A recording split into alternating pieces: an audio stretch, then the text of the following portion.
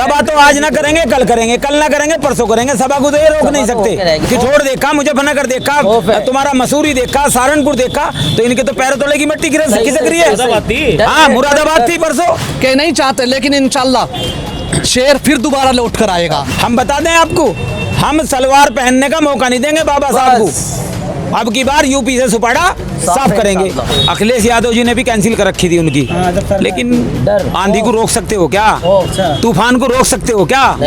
कब तक? दीवारें सब फट जाएंगी। जब समय आता है दीवारें सब फट जाती है, तूफान सब उखाड़ कर फेंक देता है। तो ये ऐसा तूफान है, इसके सामने कोई टिकने वाला नहीं है। दोस्तों आदाब सलाम, मैं अनस आज मेरठ में मौजूद हैं और अवैसी साहब की सभा होने वाली थी जो रद्द हो चुकी है। कार्यकर्ता सभी मौजूद हैं, बात करते हैं क्या प्रभाव पड़ा। सर जी, हाँ जी, क्या सभा तो रद्द हो गई है? अब सभा रद्द हो गई है तो रद्द तो भैया, तो MIM की जीत का परचम लहरा रहा। कर लो ये जितनी रद्द करें। सभा तो आप कर नहीं, सभा तो आज ना करेंगे, कल करेंगे, कल ना करेंगे, परसों करेंगे। सभा को तो ये रोक नहीं सकते। सभा तो इंशाल्लाह ताला ऐसा क्या हुआ जो रद्द करना पड़ा? अभी ना दिखाई दे रहा। किठोड़ देखा, मुजफ्फरनगर देखा, तुम्हारा मसूरी देखा, सहारनपुर देखा, तो इनके तो पैरों तले की मिट्टी खिसक रही है। हाँ, मुरादाबाद थी परसों। अब तुम देखो, ये डर नहीं हो रहा इन्हें, ये डर ही तो है। सामने आ रहा है इनका डर, सामने आ रहा है इनका डर। लेकिन हम जो है, हम बता दें आपको, हम सलवार पहनने का मौका नहीं देंगे बाबा साहब को। अब की बार यूपी से सुपाड़ा साफ करेंगे। अच्छा, कैसे रद्द होगा, किस बात? मुखालफत से मेरी शख्सियत संवरती है। मैं दुश्मनों का बहुत एहतराम करता हूँ। हमारे जो दुश्मन हमें रोक रहे हैं, इंशाल्लाह हम इनसे रोकने वाले हैं। कौन है दुश्मन?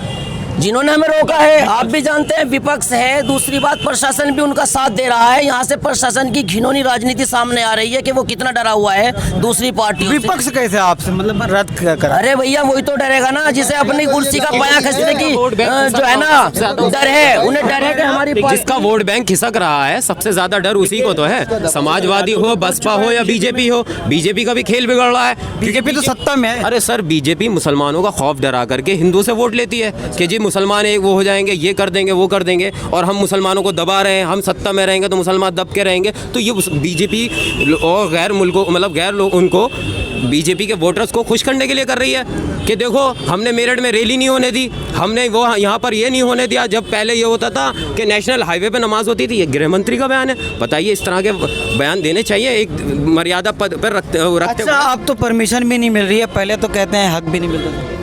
देखिए, बात पर मतलब हक तो मिलता नहीं था, अब परमिशन भी नहीं मिल रही है। यही तो कहना है हमारा कि जितनी भी पार्टियां हैं उन्हें सबको मुसलमानों की वोट चाहिए, चाहे वो अखिलेश यादव हो, मायावती हो, भीम आर्मी के हो या कांग्रेस हो। हमारा कहना यह है कि आप अखिलेश यादव 2% जाटों से पैक्ट कर सकते हैं, लेकिन 22% मुस्लिम से पैक्ट करने को तैयार नहीं है। हमें फुटबॉल समझ रखा है। अच्छा, क्यों आपसे गठबंधन नहीं कर रहे हैं अखिलेश? गठबंधन इसलिए करना नहीं चाह रहे हैं कि वो मुसलमानों को हक देना नहीं चाहते, केवल दरी बिछवाना चाहते हैं अपनी। अरे उनके में है ना आजम खान वगैरह है, संभल से। आजम खान कहाँ है? आजम खान की तो नस्तो नाबूद कर दिया। आजम खान ने जिसने पार्टी को जमा दिया, जिसने पार्टी को खड़ी कर दी। और उत्तर प्रदेश में देखिए आप क्या करा आजम खान के लिए। संभल से शफीकुर रहमान फर्क तो है। क्या हुआ तो फिर? मुरादाबाद से ST हसन भी। सबका नंबर है, नंबर सबका है भाई, नंबर सबका है। इन्होंने नंबर सबका लगा रखा, नंबर सबका लगा। मंच पे से हाथ पकड़ के और नीचे उतारा जा रहा। हमारे हाथ पकड़ के मंच पे से उतारा जा रहा है। ये इज्जत है उन मुसलमानों की। ये इज्जत है उनकी। हाँ, क्या कह रहे हैं आप? आजम खान का अभी आपने जिक्र किया है। मैं ये कहना चाहता हूँ कि आप वाकिफ नहीं आजम खान से, उनका क्या हाल हुआ है। स्लो पॉइजन दिया जा रहा है साहब, बोलने की हिम्मत तक नहीं है उनमें। और दूसरे नेताओं का आप हाल देख रहे हैं कि जो भी अखिलेश जी के मंच पर जा रहा है, धकेला जा रहा है और धक्के मारे जा रहे हैं। ये कौम अगर अब भी न संभली, ये इनके लिए एग्जाम्पल है कि तुम्हें पहली ठोकर पे संभल जाना था। तजुर्बे के लिए एक ही ठोकर बहुत होती है। NRC के मामले में बताइए मुझे, कौन सी पार्टी ने साथ दिया? CA के मामले में कौन सी पार्टी ने साथ दिया?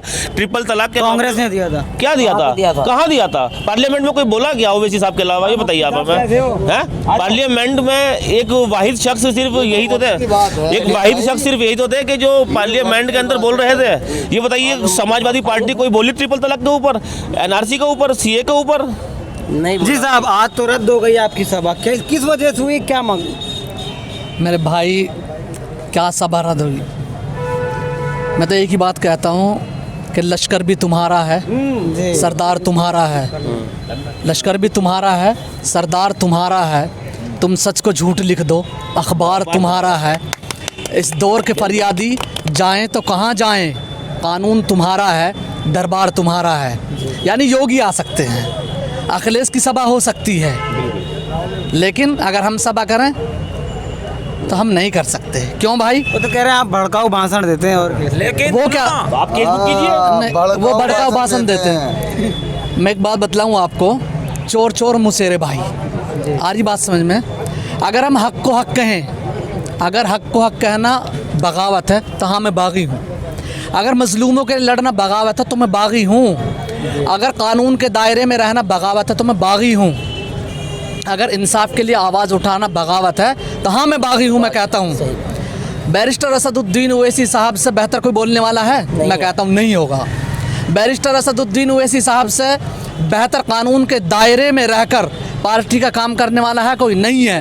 कभी हमने ज़ात पात बिरादरी का मामला नहीं, हम कहते हैं कि सबका साथ सबका विकास अगर कोई करने वाला है तो ऑल इंडिया मजलिस इत्तेहादुल मुस्लिमीन और नकीब मिल्लत बैरिस्टर असदुद्दीन ओवैसी साहब हैं। बिल्कुल।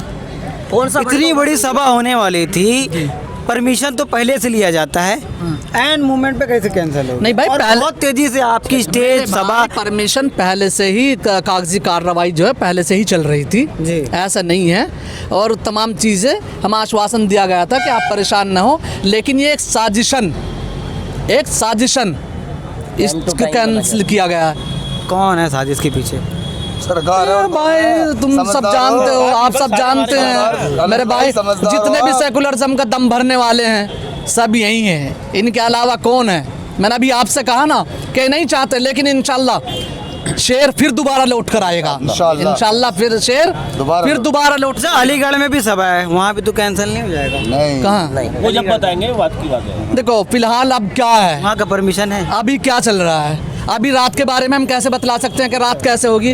अब दिन है, हम यहाँ खड़े हुए हैं, अब हम यहाँ के हालात को बतला सकते हैं कि फिलहाल हालात कैसे हैं। आगे आने वाले हालात जैसे भी होंगे इंशाल्लाह उस पर बात करेंगे। भड़काऊ भाषण हमारे ओवैसी साहब सन 2004 से बोल रहे हैं और सबके लिए आवाज़ उठा रहे हैं। शोषित, वंचित, दलित सब समाजों के लिए आवाज़ उठा रहे हैं। आज तक उनका कोई भी भाषण भड़काऊ नहीं है और सब भाषण उनके ऑन रिकॉर्ड हैं। आप उठाकर देख लीजिए, यूट्यूब पर पड़े हुए हैं, आपके चैनल के माध्यम से भी यूट्यूब पर उनके भाषण हैं। कोई भाषण भड़काऊ नहीं है। अगर भाषण भड़काऊ है तो योगी साहब का उठाइए, आप देखिए। 17 से पहले भी अखिलेश यादव जब सरकार थी, अवैसी साहब को परमिशन नहीं मिली थी। परमिशन अखिलेश यादव जी ने भी कैंसिल कर रखी थी उनकी, लेकिन आंधी को रोक सकते हो क्या?